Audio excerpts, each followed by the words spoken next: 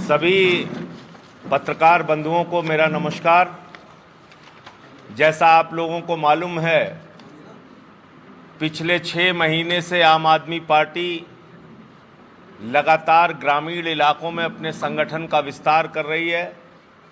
हर जिले में हम लोगों ने अब तक मीटिंग कर ली है, सारी विधानसभाओं में अपनी बैठकें हुई हैं और इस दौरान जिला पंचायत के चुनाव को लेके पूरे प्रदेश में आम आदमी पार्टी ने अपनी तैयारी की। दुर्भाग्य से कई बार ऐसा हुआ कि हम लोगों ने अपना कैंडिडेट फाइनल किया, लिस्ट भी जारी कर दी, बाद में हाई कोर्ट की फटकार के बाद 2015 को बेस मान के आरक्षण किया गया और उसके कारण से सारी जो हमारी सूची तय की गई थी वो सब कुछ परिवर्तित हो गई। जो कैंडिडेट्स हम लोगों ने डिक्लेयर किए थे वो परिवर्तित हो गए और फिर से एक बार कवायद करनी पड़ी, फिर से एक बार मशक्कत करनी पड़ी। सारे कार्यकर्ता फिर से जुटे, उन्होंने प्रयास किया और अब 500 कैंडिडेट की पहली सूची आम आदमी पार्टी आज जारी करने जा रही है। जिला पंचायत चुनाव में लगभग 3000 सीटें उत्तर प्रदेश में हैं। हमारा प्रयास रहेगा कि हम लगभग सारी सीटों पर अपने प्रत्याशी उतारें, आम आदमी पार्टी के द्वारा समर्थित प्रत्याशी उतारें और उन प्रत्याशियों का एकमात्र लक्ष्य होगा कि इस चुनाव के जरिए दिल्ली के विकास योजनाओं को भी उत्तर प्रदेश की जनता तक पहुंचाएं, दिल्ली के शिक्षा मॉडल को भी उत्तर प्रदेश की जनता तक पहुंचाएं, दिल्ली के फ्री बिजली के मॉडल को भी उत्तर प्रदेश की जनता को पहुंचाएं, दिल्ली के केजरीवाल मॉडल जिसमें चिकित्सा फ्री है, शिक्षा फ्री है, बिजली फ्री है, पानी फ्री है, महिलाओं के लिए बस की यात्रा फ्री है, बुजुर्गों की पेंशन दोगुना है, विधवाओं की पेंशन दोगुना है, दिव्यांगों की पेंशन दोगुना है। ऐसी योजनाएं जिसमें हमने 5 फ्लाईओवर के निर्माण में 300 करोड़ रुपए बचाने का काम किया है, कीर्तिमान स्थापित किया है और दिल्ली का बजट 2 गुना करके 5 वर्षों में दिखाया। ये सब कुछ उत्तर प्रदेश में भी संभव है। इस चुनाव के जरिए हम जनता को ग्रामीण इलाकों में ये बताने और समझाने का प्रयास करेंगे। जहां तक जिला पंचायत के योजनाओं का सवाल है, उसमें जो सड़कें आती हैं, जिला पंचायत की योजनाओं के जरिए जो कार्य आते हैं, उसको ईमानदारी से जमीन पर कैसे उतारना है, ये हमारी प्राथमिकताओं में शामिल होगा। लेकिन इसके साथ साथ जैसा मैंने कहा कि 2022 के विधानसभा के चुनाव को दृष्टि में रखते हुए हम लोग इस पंचायत के चुनाव में भी दिल्ली के मॉडल की, केजरीवाल मॉडल की, केजरीवाल के विकास मॉडल की चर्चा करेंगे। आज जो पहले 500 लोगों की सूची हम लोग जारी कर रहे हैं, वो सूची अभी आपको थोड़ी देर में उपलब्ध हो जाएगी, लेकिन उसमें कौन कौन से कैटेगरी के कितने कैंडिडेट हैं वो मैं आपको बता देता हूं। जो पूर्व जिला पंचायत सदस्य हैं, ऐसे 47 कैंडिडेट हैं जो पूर्व में जिला पंचायत सदस्य और कैंडिडेट रहे हैं। ऐसे 33 कैंडिडेट हैं, 33 कैंडिडेट हैं जो दूसरी पार्टियों से आम आदमी पार्टी में शामिल हुए और उनको आम आदमी पार्टी चुनाव लड़ा रही है। ऐसे 19 कैंडिडेट हैं जो पहले ग्राम प्रधान रह चुके हैं और वो चुनाव लड़ रहे हैं। ऐसे 18 कैंडिडेट हैं जो व्यापार की पृष्ठभूमि से जुड़े हैं, जो व्यापारी हैं। ऐसे 16 कैंडिडेट हैं जो कृषि, जिनका व्यवसाय है, कृषि के क्षेत्र में रहे हैं, वो फार्मर्स हैं, किसान हैं। और ऐसे सामाजिक कार्यकर्ता 15 हैं। ऐसे 15 पूर्व बीडीसी हैं जो पहले क्षेत्र पंचायत सदस्य रह चुके हैं, ऐसे 15 लोग हैं। हाउसवाइफ जिसको कह सकते हैं, महिलाएं 12 हमारी कैंडिडेट हैं। अभी मौजूदा में जो ग्राम प्रधान हैं वो ऐसे 7 ग्राम प्रधान हैं जो मौजूदा में ग्राम प्रधान भी हैं और जिला पंचायत का चुनाव लड़ रहे हैं। ऐसे 7 कैंडिडेट हैं जो वकील हैं, अधिवक्ता हैं। ऐसे 6 कैंडिडेट हैं जो पहले जिला पंचायत सदस्य रह चुके हैं। 47 मैंने बताया जिला पंचायत सदस्य और कैंडिडेट रह चुके हैं और 6 ऐसे हैं जो जिला पंचायत सदस्य हैं। 4 ऐसे छात्र हैं जो स्टूडेंट पॉलिटिक्स से जिनका संबंध रहा है।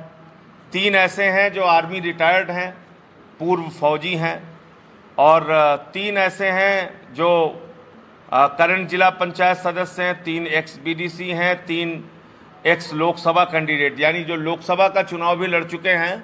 ऐसे 3 कैंडिडेट हैं जो जिला पंचायत के चुनाव में अपनी किस्मत आम आदमी पार्टी के समर्थन से चुनाव लड़ने जा रहे हैं और आजमा रहे हैं। 3 हमारे टीचर हैं, निगम पार्षद।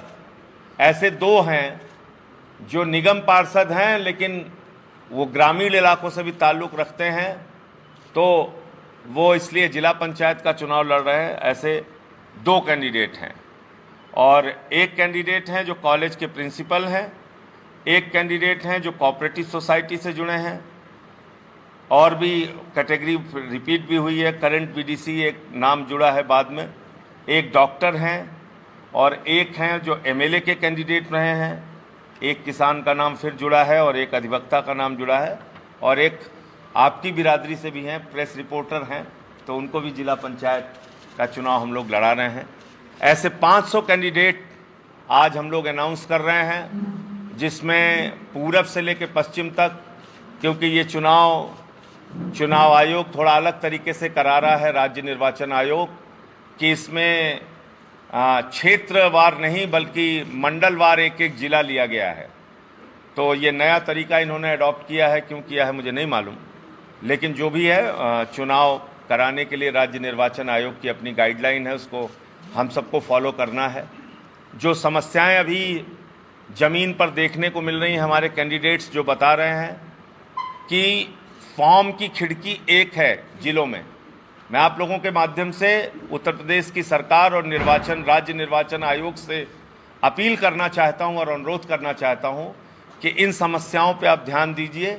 एक ही आपने फॉर्म देने की खिड़की बना रखी है, वहीं पे प्रधान, वहीं पे बीडीसी, वहीं पे जिला पंचायत के लिए फॉर्म मिल रहे हैं, लंबी लाइनें लग जाती हैं, और जिन लोगों का ताल्लुक भारतीय जनता पार्टी से है वो लोग तो अपना प्रयास करके अधिकारियों से पीछे से बैकडोर से फॉर्म ले लेते हैं, लेकिन हम लोगों के कैंडिडेट जो हैं आम आदमी पार्टी के या दूसरी पार्टियों के या फिर निर्दलीय कैंडिडेट जो हैं, उनको बहुत कठिनाई हो रही है। और दूसरी बात मुझे समझ में नहीं आ रहा है, मुझे लगता है कि उत्तर प्रदेश के इतिहास में ये पहला पंचायत चुनाव होगा जिसमें 5 दिन प्रचार के लिए दिया गया है। 5 दिन मात्र प्रचार के लिए दिया गया है। 11 तारीख को सिंबल मिल रहा है, 12 तारीख को आदमी अपने पोस्टर पर्चे छपवाना शुरू करेगा और 17 तारीख को शाम को प्रचार बंद हो जाएगा। 19 तारीख को पहले चरण का चुनाव है।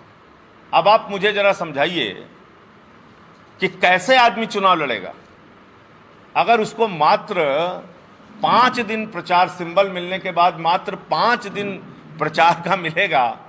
तो मैं समझता हूं कि ये किस आधार पर चुनाव आयोग ने तय किया है कि इतने कम समय में एक जिला पंचायत का, जिसके क्षेत्र में 20-20 गांव होते हैं, 50,000 से 60,000 वोट होते हैं, एक जिला पंचायत सदस्य कैसे अपना पूरा क्षेत्र कवर कर पाएगा, अपने मतदाताओं तक पहुंच पाएगा या अपना सिंबल पहुंचा पाएगा।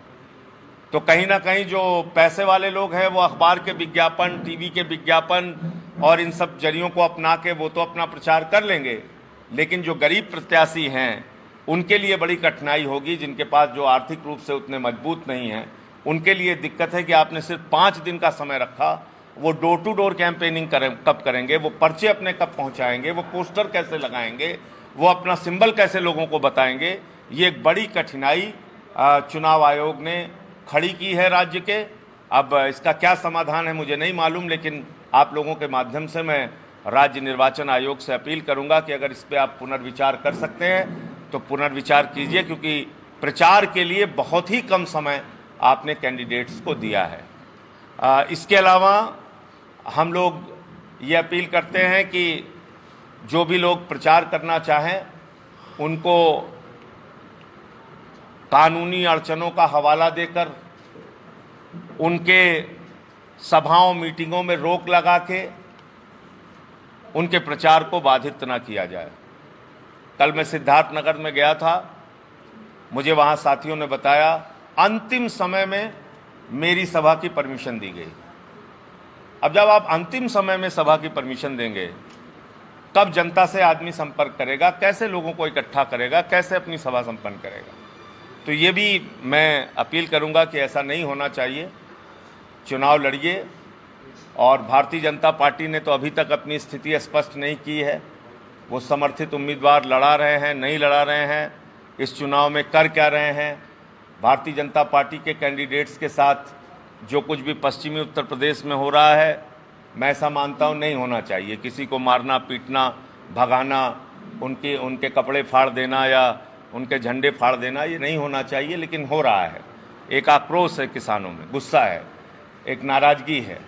120 दिन से ज़्यादा किसान का आंदोलन हो चुका, लेकिन केंद्र की सरकार उनकी बातों को सुनने के लिए तैयार नहीं है। देश की संपत्तियां बेची जा रही हैं, रेल बेचा जा रहा है, सेल बेचा जा रहा है, एयरपोर्ट बेचा जा रहा है, पोर्ट बेचा जा रहा है, BPCL बेचा जा रहा है, LIC बेचा जा रहा है, बैंक बेचा जा रहा है, कोल इंडिया बेचा जा रहा है, सड़क बेची जा रही है, बिजली बेची जा रही है, पानी बेचा जा रहा है, स्टेडियम बेचा जा रहा है, FCI के गोदाम बेचे जा रहे हैं, पूरा हिंदुस्तान बेचा जा रहा है। और इसीलिए मैं आदम गोडवी की लाइन पढ़ता हूँ इस सरकार के लिए कि जो डलहौजी ना कर सका वो ये हुक्काम कर देंगे, और कमीशन दे दो तो हिंदुस्तान को नीलाम कर देंगे। आज पूरे देश की नीलामी इस सरकार ने लगा दी है। हम लोग अपने बाप दादा पुरखों से ये सुनते आए कि पुरखों की संपत्ति जो बढ़ाता है वो सपूत कहलाता है, पुरखों की संपत्ति जो बेचता है वो कपूत कहलाता है। तो केंद्र में एक कपूत सरकार इस वक्त चल रही है जो देश की संपत्तियों को, 130 करोड़ लोगों की संपत्तियों को बेचने का काम कर रही है। उत्तर प्रदेश की अगर हम बात करें, आदित्यनाथ जी तमिलनाडु घूम रहे हैं, बंगाल घूम रहे हैं, केरल घूम रहे हैं, हैदराबाद चले जाते हैं प्रचार करने के लिए। मैं उनसे कहना चाहता हूं उत्तर प्रदेश पे भी ज़रा ध्यान दे दीजिए, उत्तर प्रदेश की ओर भी ध्यान दीजिए। ग्राम विकास अधिकारी के लिए जितने भी पद आप लोगों ने निकाले थे, उनका रिजल्ट घोषित होने के बाद आपकी सरकार ने उनके रिजल्ट को कैंसिल कर दिया। ये इतना बड़ा अन्याय उन बच्चों के साथ हुआ है। 2-3 बच्चों ने आत्महत्या कर ली, ये हालत कर दी आपने। आज कोई आपसे नौकरी मांगने के निकलता है, शिक्षा मित्र महिलाओं को, सुहागिन महिलाओं को सिर मुड़वाने पड़ते हैं, BTC के छात्राओं को लाठियां खानी पड़ती हैं। ग्राम विकास अधिकारी की नौकरी आपने कैंसिल कर दी, उनको आत्महत्या करनी पड़ती है। अपराधीकरण का आलम यह है कि आज हमीरपुर में एक बच्ची ने आत्महत्या की, अपने आप को जला लिया, आत्महत्या का प्रयास किया, इसलिए कि उसके साथ बदसलूकी हुई, छेड़खानी हुई, और उसको न्याय की उम्मीद नहीं आपसे। बच्चियां मर जा रही हैं, आपसे न्याय की उम्मीद नहीं है। तो आज उत्तर प्रदेश को जिस हालत में योगी जी ने पहुंचा दिया है, ये पहला मौका है विधानसभा चुनाव के पहले कि जब जिला पंचायत के चुनाव में जनता को अपने वोट की ताकत से भारतीय जनता पार्टी को सबक सिखाने का एक मौका मिलेगा। मैं समझता हूं आदित्यनाथ सरकार के खिलाफ जो लोगों के मन में गुस्सा है वो इस चुनाव के माध्यम से जाहिर करेंगे। हमारे बीच में हमारे दिल्ली के सरकार के मंत्री और जिला पंचायत के प्रभारी हमारे साथी राजेंद्र पाल गौतम जी जुड़े हैं। मैं उनसे भी चाहूँगा कि वो अपनी बात रखें आप लोगों के सामने। नमस्कार साथियों, मैं समझता हूँ आज बड़ा अच्छा दिन है कि आज 500 उम्मीदवारों का घोषणा की जा रही है। मैं उनको भी शुभकामनाएं देता हूँ। साथ ही साथ मैं आपको बताना चाहता हूँ कि आम आदमी पार्टी जिला पंचायत चुनाव के माध्यम से पूरे देश को, उत्तर प्रदेश को कामयाब हुई है कि ये जो गुजरात मॉडल है वो किस तरह का मॉडल है, पूरे देश के संसाधनों को बेचने का काम करता है। और उत्तर प्रदेश के अंदर जो जंगल राज है उसके अंदर, जिसमें लोगों के अंदर भय पैदा किया गया है और स्कूलों की हालत बहुत ज़्यादा खराब करता है। प्राथमिक स्कूल गांव के हर स्तर पर जाके देखिए कितना बुरा हाल है। उनको लोगों को समझाने में जिला पंचायत के चुनाव के माध्यम से कामयाब हुए और जो हमारे समर्थित उम्मीदवार खड़े हो रहे हैं वो पूरे उत्तर प्रदेश के एक गाँव में आम आदमी पार्टी के दिल्ली के गाँव के मॉडल को लेकर जाएंगे और निश्चित तौर पर इस चुनाव के माध्यम से हम एक अच्छी जीत हासिल करेंगे। बहुत बड़ी मात्रा में हमारे कैंडिडेट जीत कर आएंगे और जो 2022 का जो राज्य की सरकार को चुनने के लिए जो चुनाव होगा उसमें जनता के बीच हम अभी से विश्वास पैदा करने में कामयाब जरूर होंगे कि आने वाले समय में उत्तर प्रदेश में आम आदमी पार्टी एक विकल्प है और ये गुजरात का मॉडल एक नकली मॉडल है, देश को बेचने का मॉडल है। आज अरविंद केजरीवाल का काम का विकास का मॉडल, दिल्ली का मॉडल जो आया है, उस मॉडल को, उसके काम को घर घर तक पहुंचाने का काम हमारे उम्मीदवार करेंगे। मैं सबको शुभकामनाएं देता हूं और मैं उम्मीद करता हूं कि ये रिजल्ट बहुत बेहतरीन आने वाले हैं और आम आदमी पार्टी बहुत बड़ी पार्टी के रूप में उभर कर इन चुनाव के बाद आएगी।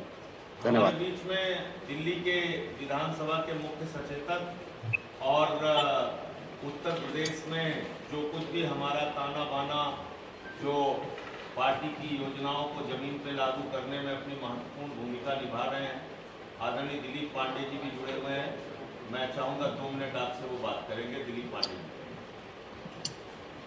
नमस्कार साथियों, सबसे पहले तो अग्रिम शुभकामनाएं तमाम जिला पंचायत चुनाव के प्रत्याशियों को जिनके नामों की आज घोषणा हो रही है। ऐसे 500 प्रत्याशी और आने वाले समय में और लगभग 2500 प्रत्याशी आने वाले उत्तर प्रदेश के भविष्य की नींव रखेंगे और मुझे पूरा भरोसा है कि इस जिला पंचायत चुनाव को उत्तर प्रदेश की जनता सिर्फ जिला पंचायत के चुनाव के तौर पर न देखे, बल्कि इसके बाद के आने वाले चुनाव में जो बदलाव की यात्रा होगी शुरू, उसके आरंभ के रूप में इस चुनाव को देखेंगे, उस मिशन की शुरुआत के रूप में इस चुनाव को देखेंगे। बिजली, पानी, स्कूल, अस्पताल का जो केजरीवाल मॉडल है दिल्ली का, उसे लागू करने की शुरुआत के रूप में इसे देखेंगे। मैं उम्मीद करता हूं कि आम आदमी पार्टी के सभी प्रत्याशी ईमानदारी से, मेहनत से, जो आम आदमी पार्टी के प्रचार करता और जनता उनके भरोसे को जीत की ओर अग्रसर होना, इसी तरीके से आम आदमी पार्टी के सभी प्रत्याशी प्रचार करेंगे। एक बार फिर से मैं उन सभी प्रत्याशियों को, घोषित प्रत्याशियों को अग्रिम शुभकामनाएं देता हूं और उम्मीद है कि सभी लोग आगामी उत्तर प्रदेश, बदलते उत्तर प्रदेश की नींव रखेंगे उत्तर प्रदेश में। धन्यवाद। हमारे प्रदेश अध्यक्ष सभाजीत जी वो भी इस मौके पे हर जिले में गए हैं और कैंडिडेट से मुलाकात की है, कई जिलों में जाके खुद से चयन प्रक्रिया को सफल बनाया है। तो मैं उनसे भी चाहूँगा कि अपनी बात रखें। सबसे पहले माननीय सांसद जी ने जिन 500 उम्मीदवारों के नाम ऐलान किए, उन सबको हम बधाई देते हैं और उम्मीद करते हैं जो दिल्ली में अरविंद केजरीवाल जी सरकार का विकास का मॉडल है, शिक्षा के क्षेत्र में, चिकित्सा के क्षेत्र में, बिजली पानी के क्षेत्र में, दूसरे अन्य क्षेत्रों में जो दिल्ली सरकार ने ऐतिहासिक काम किया है, उस मॉडल को उत्तर प्रदेश के गांव-गांव, घर-घर ले जाने का काम करेंगे। और 2021 का ये पंचायत का चुनाव उत्तर प्रदेश की राजनीति के बदलाव का चुनाव है। माननीय सांसद संजय सिंह जी के नेतृत्व में इस पंचायत के चुनाव से उत्तर प्रदेश की राजनीति को एक दिशा मिलेगी और आम आदमी पार्टी, जिसको आज उत्तर प्रदेश की जनता पसंद करती है, अरविंद केजरीवाल जी के मॉडल को पसंद करती है और ये चाहती है कि जो सुविधा, जो मॉडल दिल्ली में लागू है, वो मॉडल उत्तर प्रदेश में भी लागू हो। तो माननीय सांसद संजय सिंह जी के नेतृत्व में सारे साथी दिल्ली सरकार के विकास के मॉडल को लेकर गांव-गांव जो है घर घर जाएंगे। एक बार फिर सभी साथियों को जो अग्रिम बधाई और शुभकामना कि वो इस पंचायत चुनाव को एक मजबूती के साथ लड़ेंगे और उत्तर प्रदेश की राजनीति को एक दिशा देने का काम करेंगे। ये पंचायत चुनाव से संबंधी सारी बात हो गई। अब एक जो घटना हम लोगों के साथ घटित हुई है दिल्ली में, वो आपके सामने रखना चाहूँगा। एक चुनी हुई सरकार जो 2 बार 90% से ज़्यादा सीटें जीत कर आती है। आम आदमी पार्टी 2015 में 67 सीट, 2020 में 65 सीट और उसके पहले 28 सीट 2013 में। इतने प्रचंड बहुमत से 2 बार जीतने के बाद जो पार्टी बिजली पे, पानी पे, चिकित्सा पे, शिक्षा पे, जनहित में तमाम काम कर रही है, और इतना ही नहीं, दिल्ली के बजट को हम लोगों ने 2 गुना किया। जब हम आए थे तो 30,000 करोड़ का बजट था, आज 62,000 करोड़ का बजट है। तो ऐसी पार्टी जो जनता के लिए इतना काम कर रही है, उसकी सरकार की सारी शक्तियां छीन के आपने एलजी को गवर्नमेंट बना दिया।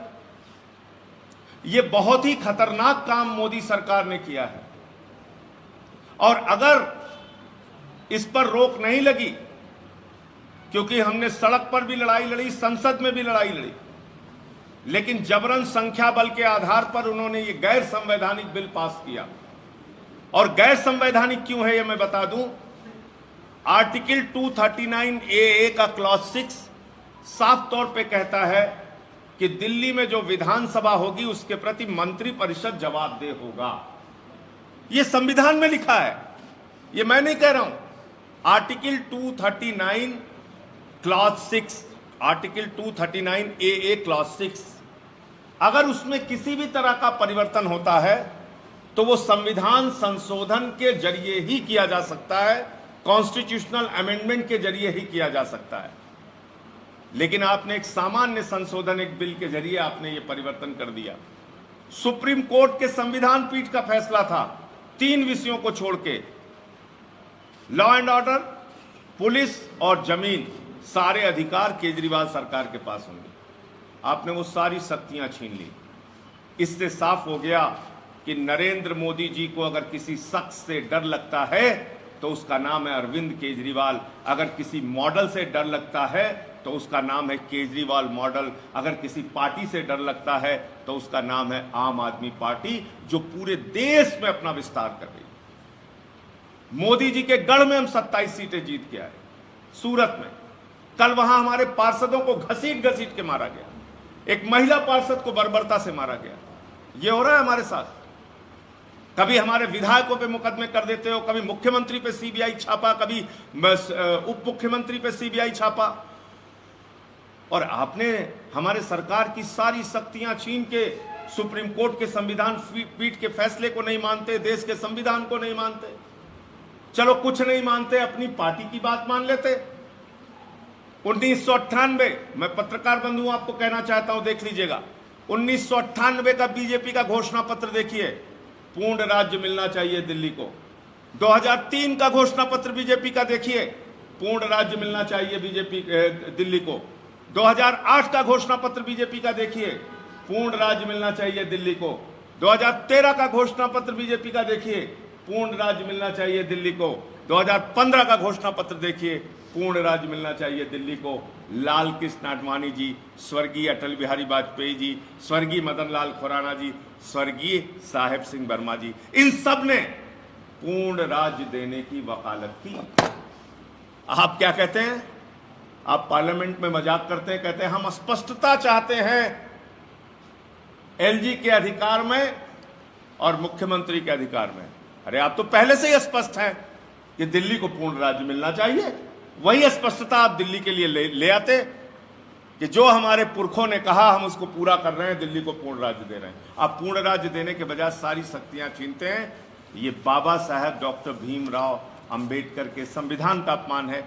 ये दिल्ली में एक जनहित में काम करने वाली, फ्री बिजली, फ्री पानी, फ्री चिकित्सा, फ्री शिक्षा देने वाली सरकार का अपमान है। और इससे साबित हो गया कि केजरीवाल जी से, आम आदमी पार्टी से, उनके मॉडल से भारतीय जनता पार्टी और मोदी सरकार बौखलाई हुई है, घबराई हुई है, डरी हुई है। लेकिन हम रुकने वाले नहीं हैं।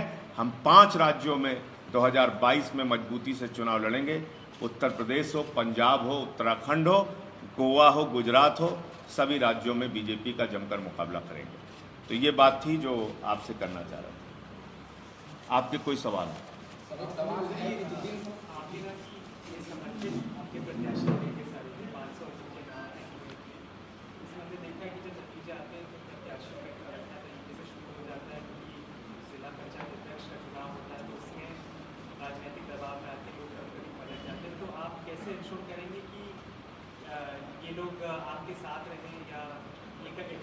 देखिए, आपको मालूम है कि मैंने सबसे पहले, आदित्यनाथ जी ने जब कहा कि पंचायत का चुनाव सिंबल पर होगा और जिला पंचायत का अध्यक्ष का चुनाव डायरेक्ट जनता के वोट से होगा, ब्लॉक प्रमुख का चुनाव डायरेक्ट जनता के वोट से होगा, सबसे पहले आम आदमी पार्टी थी और मैंने स्वयं प्रेस कॉन्फ्रेंस करके आदित्यनाथ जी के इस फैसले का स्वागत किया।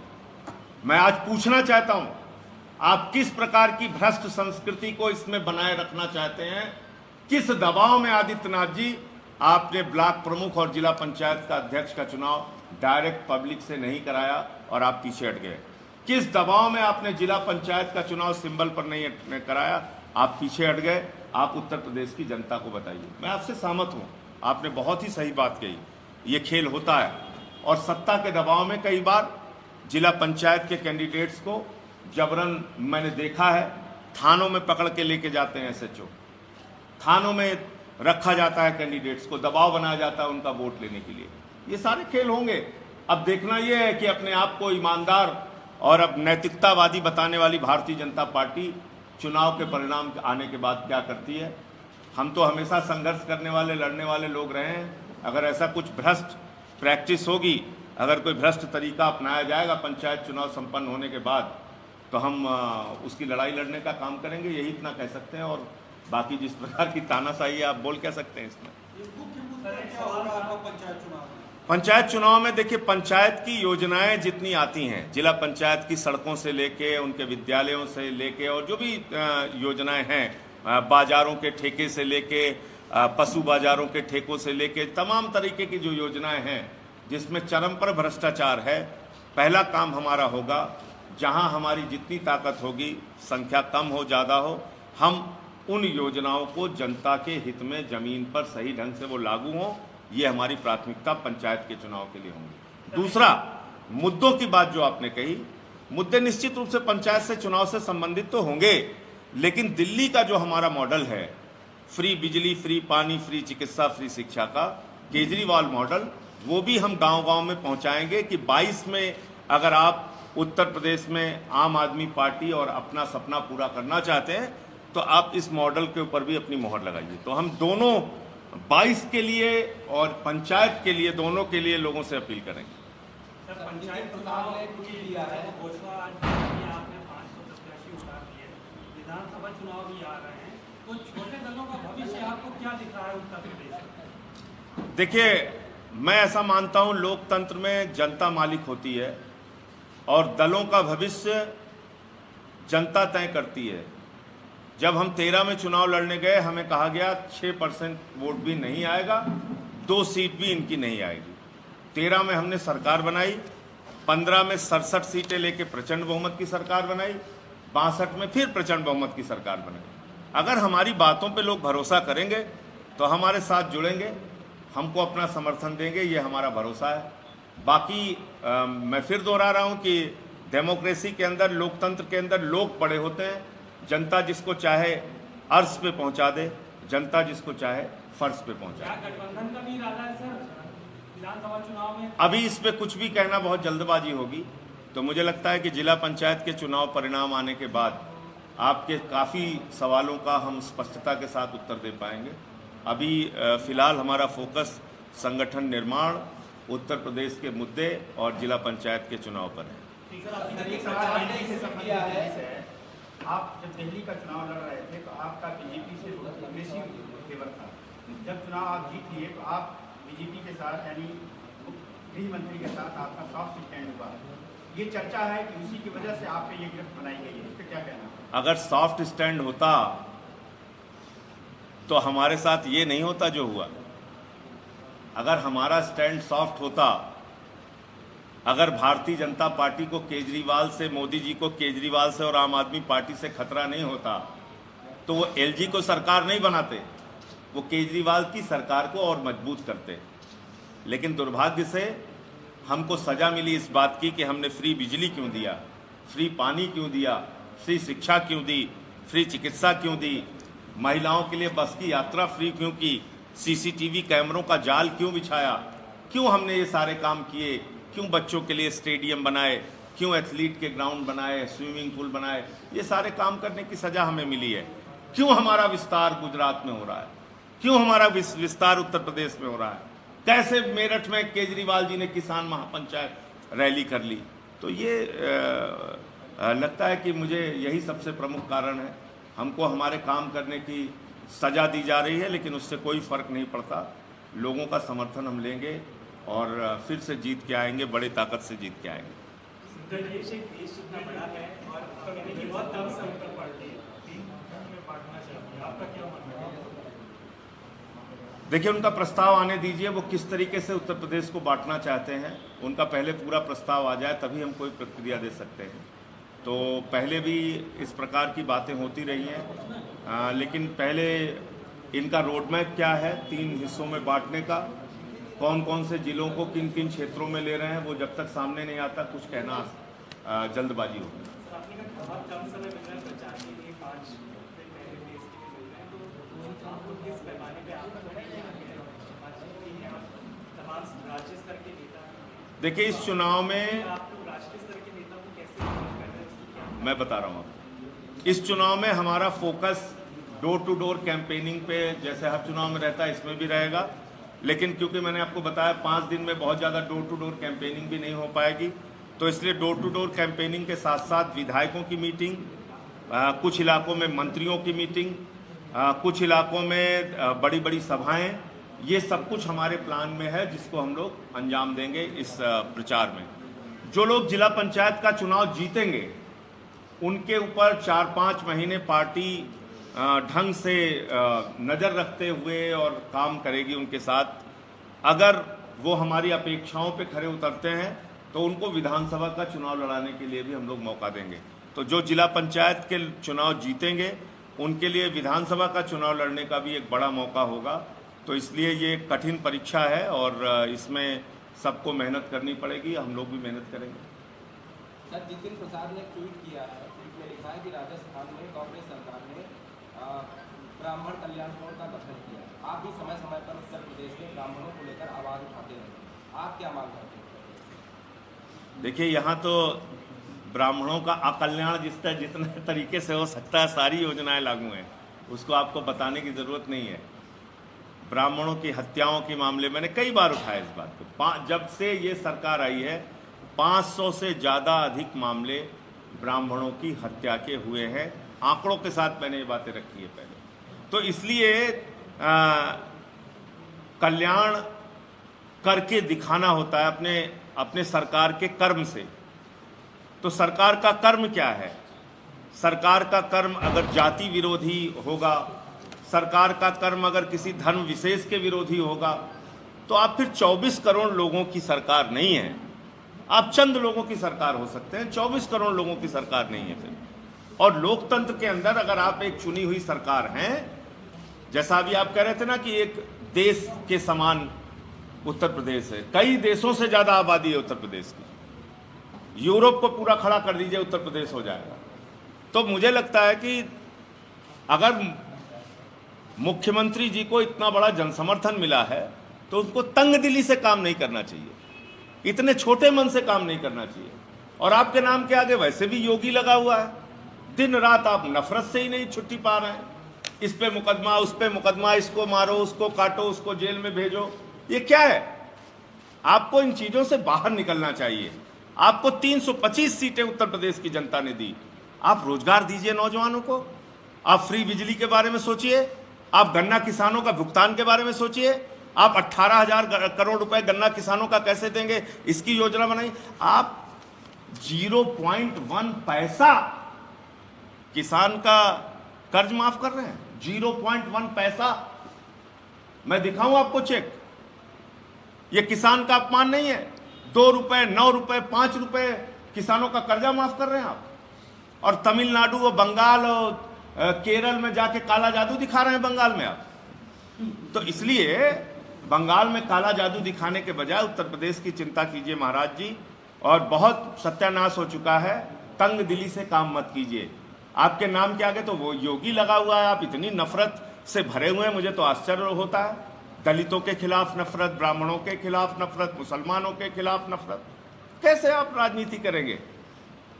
और आप कहते हैं कि हम दुनिया की सबसे बड़ी पार्टी हैं, सांस्कृतिक राष्ट्रवाद। ये सांस्कृतिक राष्ट्रवाद, ये हिंदू धर्म में वसुधैव कुटुंबकम, ये है आपका, पूरा विश्व हमारा परिवार हम कहते हैं। आप उत्तर प्रदेश को ही अपना परिवार मानने को तैयार नहीं है। तो तंग दिली से राजनीति मत कीजिए। मैं बार बार ये प्रश्न उठाता रहा हूं, जैसा आपने कहा एक मुख्यमंत्री, एक विधायक, एक सांसद, एक मंत्री किसी जाति का नहीं होता, वो संविधान के मुताबिक सबका होता है। और वो काम अगर मुख्यमंत्री जी नहीं करेंगे तो एक नहीं 1000 बार ये सवाल पहले भी उठाता रहा हूं, आगे भी उठाता रहूंगा। धन्यवाद। आप जो कैंडिडेट का चयन किया है, जो अन्य दल हैं उत्तर प्रदेश में, क्योंकि इसकी पृष्ठभूमि जात से है और भी मुख्तलिफ चीजें हैं, क्या आपने जो 500 सीट के लिए जो कैंडिडेट का चयन किया है, आपका क्या आधार रहा? देखिए, मैं इसमें कोई झूठी बात नहीं करूंगा आपसे। आपने बहुत ही कड़वा और सही सवाल पूछा है।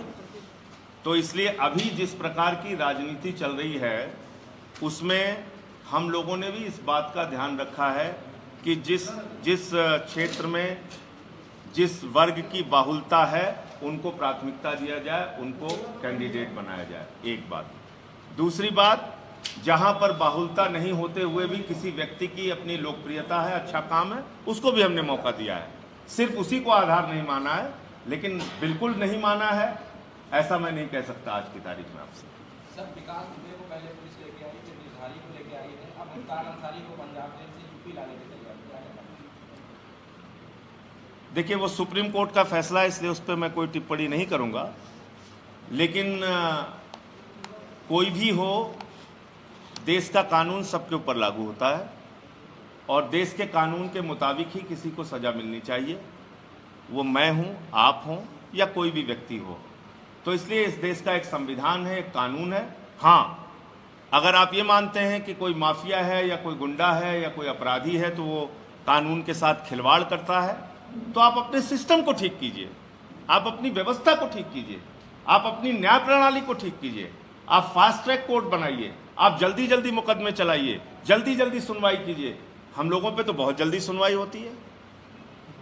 14 मुकदमे कर दिए मेरे ऊपर, चार्जशीट भी दाखिल हो गई है।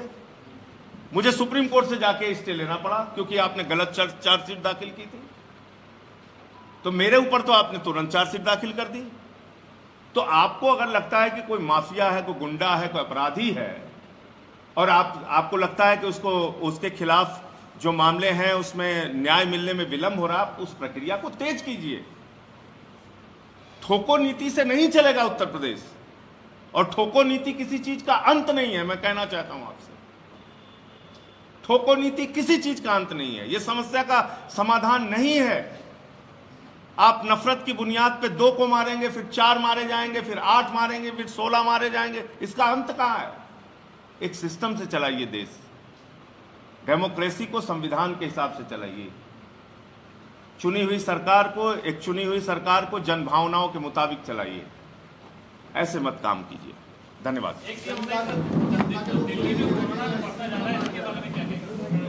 देखिए, पूरे देश में कोरोना के केसेस बढ़ रहे हैं और निश्चित रूप से ये चिंता का विषय है। लोगों को समझ में भी नहीं आ रहा है कि कभी क्या कौन सी स्ट्रेन आ जा रही है। तो हमारे डॉक्टर्स और सारे लोग उसमें प्रयास में लगे हैं। हमारे इंतजाम में भी कोई कमी नहीं है।